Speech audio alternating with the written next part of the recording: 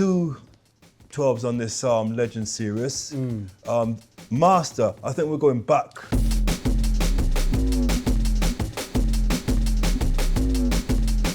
Yeah, so the Master, that was part of a set. So there was the Master, and that was done at the same time as... I'm getting ruckus vibes. Yes, ruckus. Ruckus so vibes ruckus, on the this, on Master. this. And there's another one that you've got as well that you sent to me. There was a couple of them together, and so they had the same kind of vibe.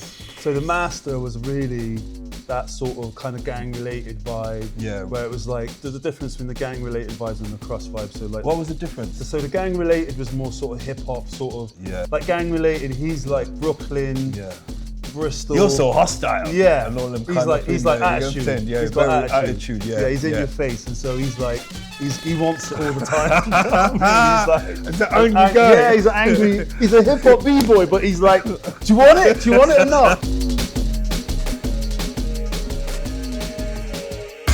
Unit 23. That was Eastern Business Centre.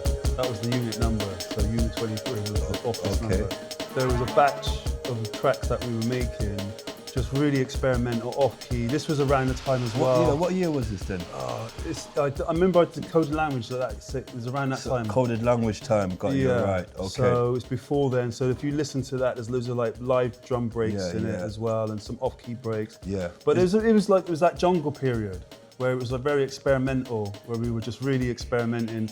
And on here as well, this is like early soul emotion-y vibes where I'm putting the bass with the kick and the snare. So we're talking what, 98, 99? Something like that, yeah, it's about that.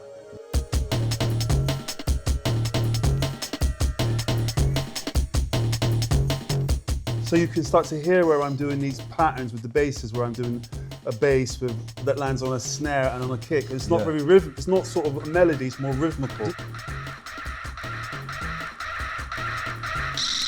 Pentacle, this is the dark one. So this is a bit later on, and you can hear the difference in the tracks where the beats are a bit more sort of syncopated. It's sort of a bit more menacing, this track. With the Krust thing, I was trying to be more cinematic. You know, I'm trying to tell these like epic sagas.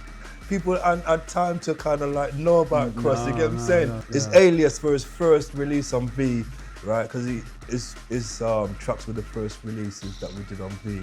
And he went under it. Why didn't we do Krust? Why was it the Deceivers? Maybe it's Deceivers EP or something? Yeah.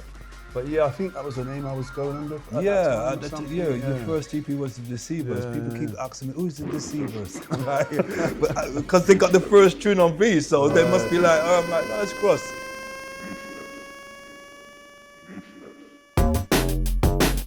And then the Resistance was, you can hear that was a bit more when we sort of doing these like long rollers, which was just sort of like that techno-y kind of era. And it's interesting looking at the tracks and the different eras. There's like, 3 to 5 years between the tracks, but they all have a distinctive era as well. So there's a good sort of feel around the progression of me as a creator and as an artist.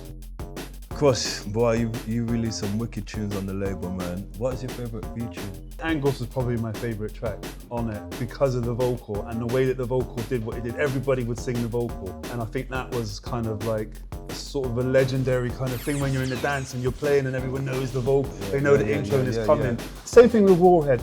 Warhead was a labour of love. We had to really work that tune for a year. I think that will always stay in my because it didn't happen at first, did it? Warhead just didn't take off at all. Yeah, that was. Whereas with Set Speed, those were more straight away. We played them on dub and they just went up. I just loved when I heard it because it had this drum roll continually just going, and that was the first time I heard anything like that. You get what I'm saying? You just kept the drums rolling, like the drum roll over the beat.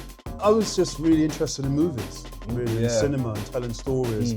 And the whole thing, what I was trying to do with my music was really take people on journeys, take them out of that ordinary world and into my universe of like this adventure, this sort of weird kind of mad universe where gangsters and hip hop guys live next door to each other, but they all sit down smoking and watching movies, you know what I mean?